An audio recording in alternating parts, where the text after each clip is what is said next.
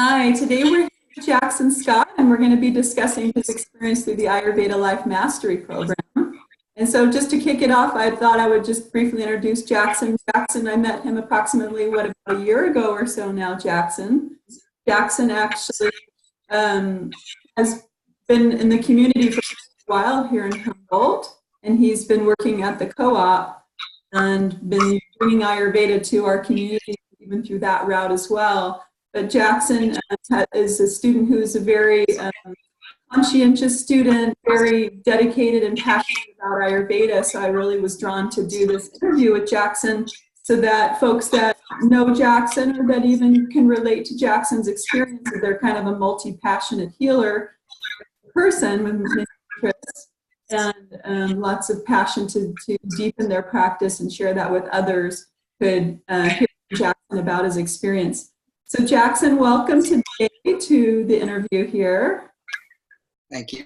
Yeah, you're welcome. So if you want to just kind of kick us off and let us know where was your life in terms of your health, your mental state, your relational state, your career state prior to the Life Mastery Program? I would describe it as a pointed confusion. And I say it that way because I felt like I had some sort of direction, and that direction was through my practicing a lot of different philosophical and life modalities, whether it be like Taoism or macrobiotics or different Indian subsects or Christianity, different spiritual practices like that led me to think in different ways or have a different sort of diet. But I always had some sort of confusion around all of it. And that led me to, just keep switching back and forth between different things, trying to find, I guess, what felt like a key for me. And I think that after going through this program and applying, to my best abilities, just the vast knowledge that I've learned, Ayurveda has been that key for me.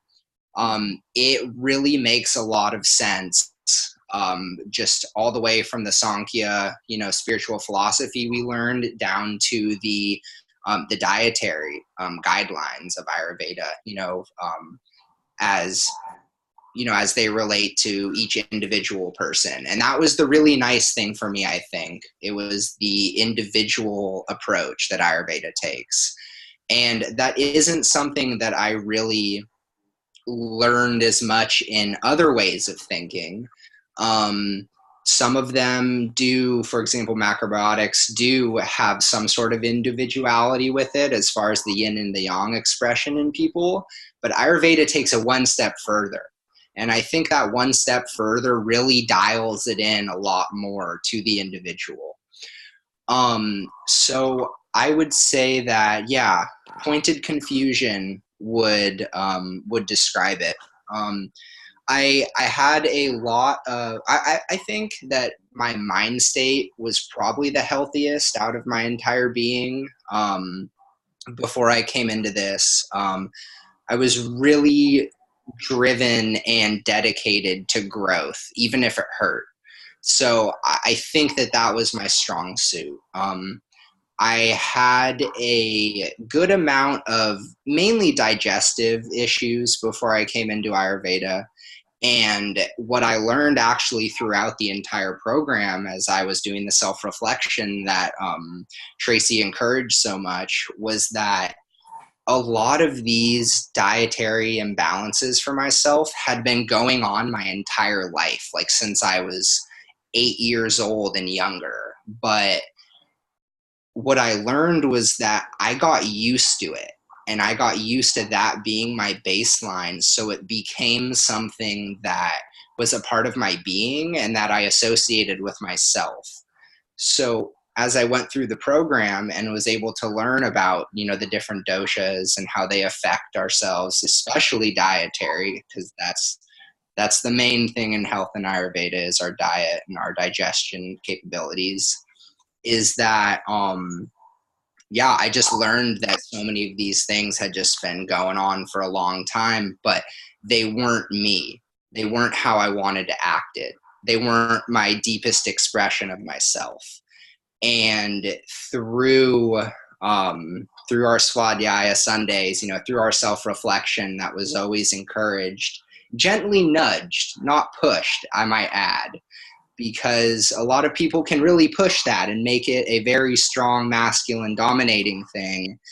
But I loved how it was such a gentle process in our class. And I think, if I may make a quick breakaway, that was huge for me because, when I was young, 15 or 16, and I started on this life, I was very pitta oriented, very masculine and domineering with myself, being like, why do I do this? Why? Oh, well, that's pointless. I'm not going to do that anymore. But then I, took upon this different approach to speaking to myself, and through a lot of the exercises Traci taught me. And that has really changed a lot. And for me, it's changed the stress. I think that's been huge. It's really brought down a lot of the stress that I've had in my life and brought me back to this point of like, it's okay where I am. And I could get to another place, and I will get to another place, but for right now, I'm exactly where I need to be. And that's been huge, and that's really allowed me to live my life a lot better. So, yeah, and then touching on the spiritual side of Ayurveda, oh man, I just love reading philosophy like this, and it all just makes so much sense to me intuitively. And it was really nice to kind of break down the baseline of where this all comes from and how basically, going from the spiritual all the way down to the physical. And when you learn all that stuff, it makes it a lot easier to put the physical together. It makes it a lot easier to make more sense of what's going on and what I'm experiencing. Because a lot of it is just the cycles of Vata, Pitta, and Kapha playing in my life in different ways. So yeah, I really enjoyed that aspect of it as well. Another thing that I think has helped me a lot with my spiritual growth in Ayurveda is our Sunday meetups, when we would get together and I would just learn the simplest yoga techniques, but the simplicity and the attention that was put onto them made them so powerful, much more powerful, I think, than when I've gone to classes by myself, which seem to be more a physical exertion instead of an inward expression and an inward, just like, yeah, I think it was just the inward expression was huge. Just the simplicity and the consciousness of it made me pay attention more to myself. And through a lot of the guided yoga practices and guided meditations, very, very deep concepts would come out to me. For example, what I want with my life, what I want with my connection with source, what I want with my art, with my relationships. And through the way that we were taught how to do these yoga practices, that stuff seemed to flow a lot more so. So I really enjoyed that as well. Yeah, so I'm trying to think what else.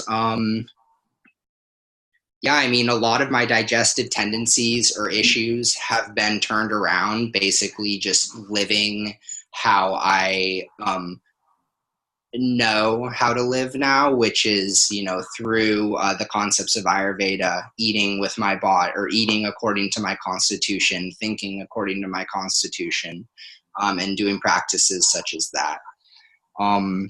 So yeah, I think that kind of sums it up for where I was at before and how that's kind of transitioned.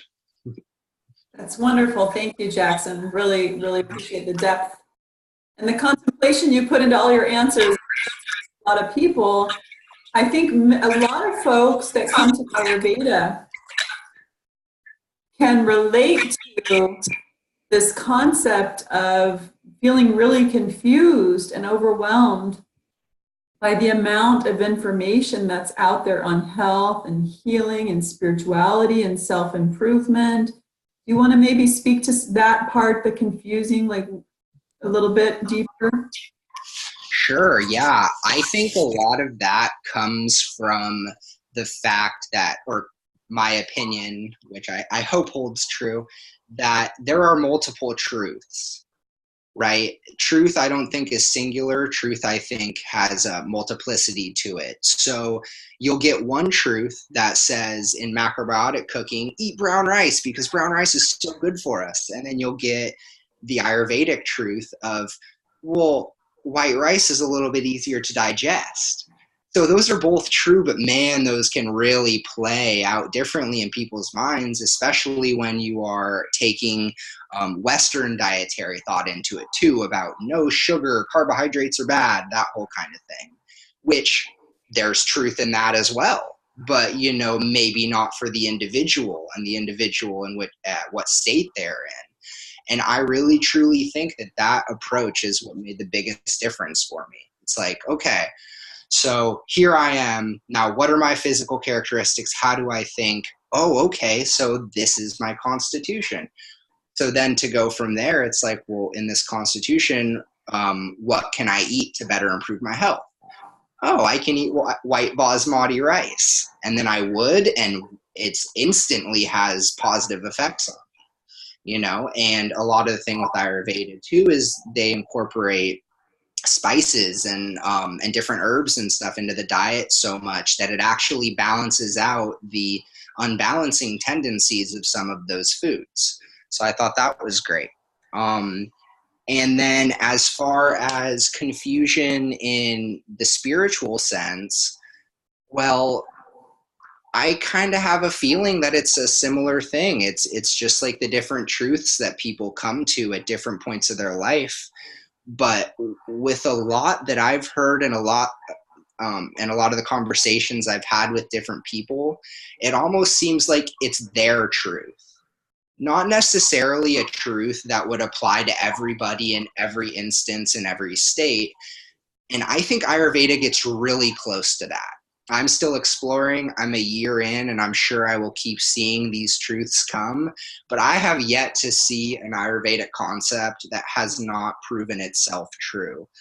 You know, across different people, different genders, different nationalities. You know, I've worked with probably 10 people now.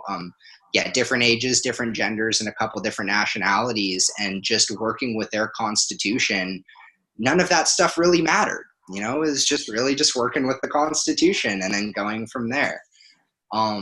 So yeah, I think that Ayurveda helped me out a lot with finding the clarity, and that clarity, or the tejas, that is one of the principles that we were trying to cultivate in our class. And when that gets cultivated through, like I said, the yogic practices, or just the homework we would do, or any of those things where we are learning and able to apply that, it really bleeds out into the rest of my experience. And I find myself being more clear more consistently just because I've been practicing being clear in Ayurveda. It's been something, that's really helped my relationship with Source, my relationship with my work coworkers, with customers at the co-op, in my relationship with my partner and my friends. All that kind of stuff has really helped. So yeah, I think I'm less confused now. I don't feel as confused now. I don't think I know much more, but I think I've really dialed in to what truth is for me. And that seems to be one of the better mind states I've come from than trying to, as I did before, be like, there is one truth and this is the one truth and this is how I will live. And the more I live, the more I don't necessarily think that that is always beneficial. So I think that I am less confused now. Amazing, Jackson. I mean, just listening to you, first of all, I'm just appreciating your really clarity of your communication skills, and your ability to communicate these really subtle, very esoteric, far out truths, and put them into plain English for the rest of the folks, and myself included, who are paying attention here. And it's really common that people, you're not alone in the fact that you were confused prior to Ayurveda. I wasn't alone in that fact. None of the students and the clients I've had over the years are alone in that. And it seems it's this repetitive pattern of this quality of misinformation, in a sense. If it's not all encompassing in the way that we're discovering Ayurveda is, if it's not all encompassing, then yes, it just has a piece of the truth.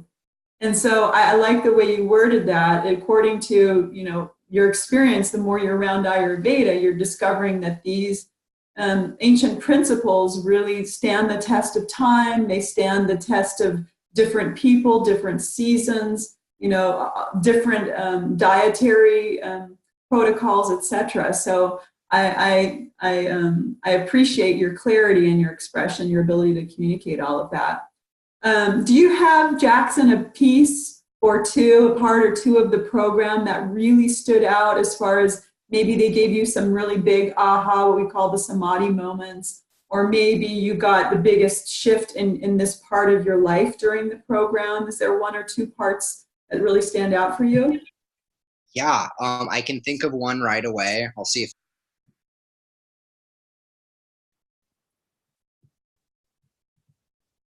So one of my favorite things that we did in the class was called Swadhyaya Sunday. So that was our self-reflection Sunday. And that was one Sunday a month where we all came together as a group to the classroom and had usually about a 9 to 5 day together. We would meet up in the morning and we would do yoga, meditation practices, and then drink tea, and then we would learn about Ayurveda, and then have a potluck together, which was just some of the best food I've ever had every time. Man, I look forward to that. And then we would do more Ayurvedic work in the afternoon. In about around the middle of the class, it seemed like we were doing more diagnostic, like lifestyle and dietary teachings at that time. And then towards the end of the year, we moved into our community clinics.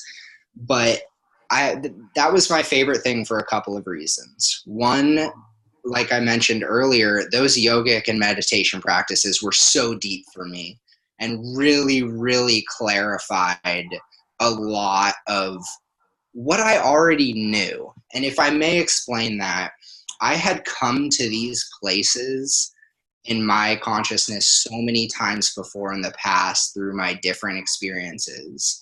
And the one that really sticks out to me was wanting to make music and my musical expression a huge part of my life. Like, not background. Like, I don't listen to music in the background. It's life when I'm listening to it. That's how deep it goes for me. And before I got into this class, I was so confused as a 25-year-old man, so confused what I needed to do for my career. And that was one of the reasons I chose Ayurveda, because it was something I loved, but then I could also possibly make money from it later. And anyways, I just remember one class in particular where I was deep in meditation, just like, oh yeah, I remember what I want to do with my life, and just the feeling of well-being and how deeply that connected with my soul's resonance was it just reminded me of everything, And I had so many aha moments, as Traci likes to call it, like that, where I would be in a group that is loving and supportive. And by the way, this group that I was with they're some of my favorite people in the world. They're just beautiful souls, all of them, just so supportive and loving. It was really cool to be around them. So being in a group like that, which I think that this school attracts, just created that safe place for all of us to be able to dive deep in there and then come out and share. And that was great, because being able to share for me really solidifies those ideas. I'm just like, I'll say it, and then I'm like, oh yeah, like my mind is just like, yeah, I agree with that, and then it becomes intact, So that was huge for me. Trying to think, oh man, okay, so I think that my second favorite part of the class was a lot of the readings that we were assigned. man, I got some really, really good textbooks that have been, it's just nice to have the information put in a slightly different way. You know, if you can have a couple different sources where you're gaining the same baseline information from, but said slightly differently, well, there's a chance that one of those might connect a little bit deeper. And for me, both of them connected. It was just like a little bit different. So I really enjoyed that. I loved when we got into the relationship side of things because Traci recommended a couple books that were just phenomenal for my personal growth and for my self-reflection and figuring out how do I feel loved? You know, how do I give love to others? Like, and how can I improve all those things? They're really important concepts for me. So to be able to gain clarity on those was just beautiful. Yeah, so I think that those two things made the biggest impact. Yeah, I'm gonna go with that. Great, thank you, Jackson. So it sounds like relationships and then the self-reflection and all of the sadhana, the spiritual practices we did together. So, and a kind of a theme that I'm hearing from you, aside from even the how you started in confusion, was the spiritual component of Ayurveda.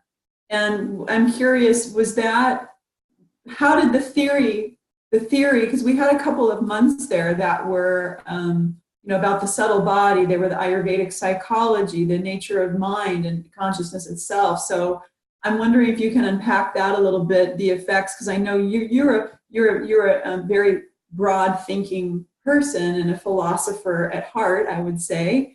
And so I'm wondering, what was your experience learning this different aspect of philosophy, this different school of philosophy, really?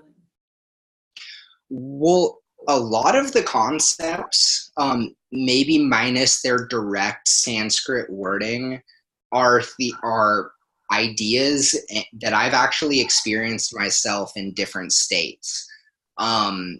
Or in different readings, that really made intuitive sense to me, or when I would just go off on philosophical tangents in my mind and try to get to the core of things. Like, I arrived at what I learned Ayurveda believes in. They go deeper though. I didn't have a lot of the concepts to express, what they say in Sankhya philosophy, but they hit home. And it's just like one of my favorite quotes ever is learning is remembering. And that was one of the better things for me. I would think this stuff and have nobody to talk to about this at all in my entire life, and just be like, am I like schizophrenic? Am I just crazy? Like, what's going on here? And then I get into this Ayurvedic class and it's just like, no, everything has just been like, that's just what they agree with too. And I'm like, oh, okay, well, I knew I wasn't crazy, but I always wondered. And now I think I'm a little bit better, with all that. I feel a little bit more comfortable. So it was nice to have a spiritual discipline put in a logical, categorical way that really made sense to my mind and how I've, been trained to think growing up in America, just logically. So it's been nice to have that kind of thing going on. Yeah, I'm trying to think. Okay, so yeah, did I answer that or did I leave anything out?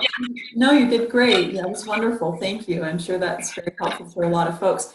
And then my last question is, do you have a piece or two of advice for folks that are maybe on the fence of should they take the Ayurveda Life Mastery, etc.? Yeah.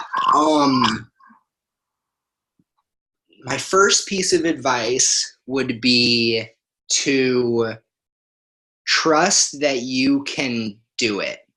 Even if you're overwhelmed, even if you're afraid of the knowledge or the amount of information, if you're afraid of the commitment, because it is the easiest thing I've ever done.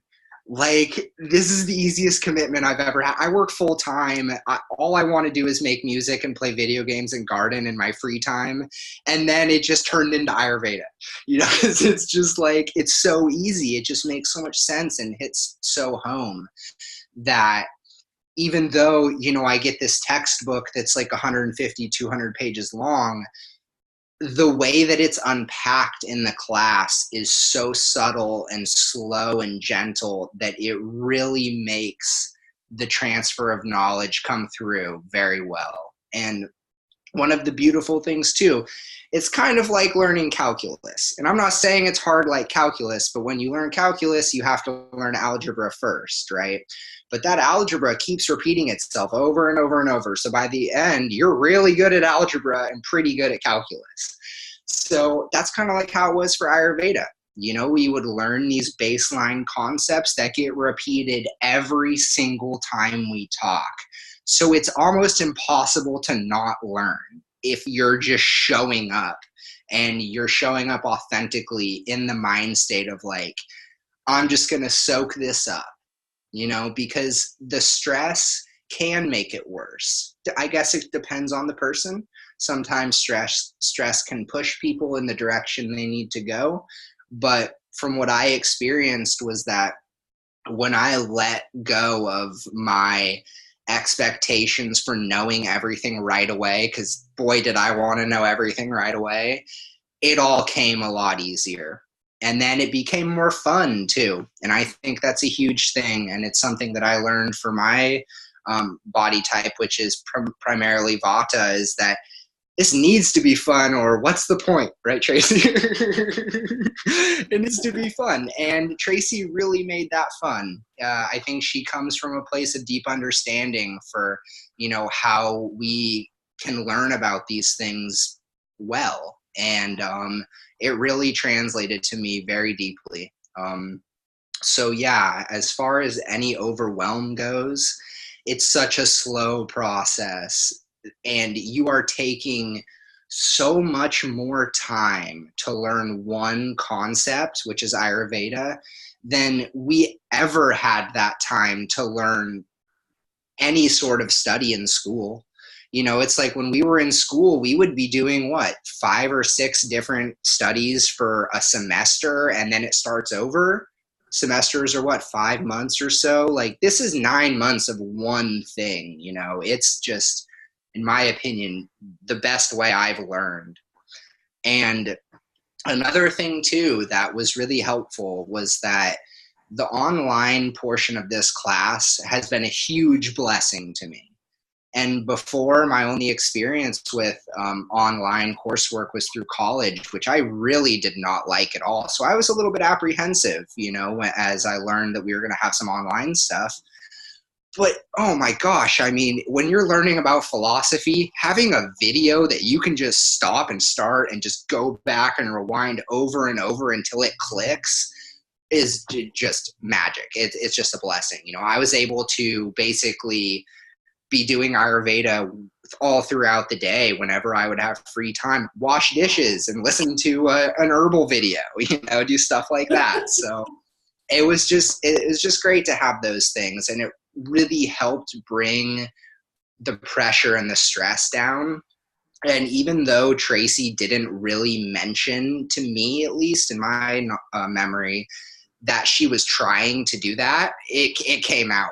Like, she has just set this class up in such a way that has made it so anybody can learn and anybody can hold on to that information and apply it to their lives. So that's what I would say to anybody who is having any apprehension. Oh, that's wonderful, Jackson. Thank you so much on so many levels. That help a lot of folks to feel a lot more at ease about making the decision to take that leap. Do you have any last closing thoughts or anything you want to leave the folks with before we close? If you take this class, you're going to be a way better cook. And that means everything. That means everything when you really get into the core of it. You're going to learn how to be a cook. It's great. That does mean everything. You're right.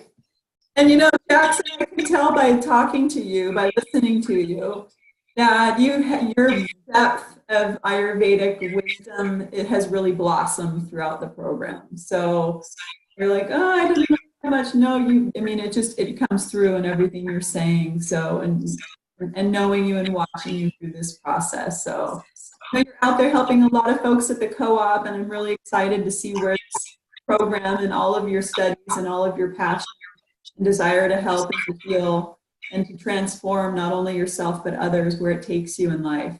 So thank you so much for dropping by, Jackson, and we'll see. Yeah, we'll see everyone in the next video, and keep an eye. Jackson's other testimonial video he'll be doing that'll be a bit shorter, so you can also pop onto that one as well as the others that you'll find on YouTube and beyond. All right, thank you so much. Thank you.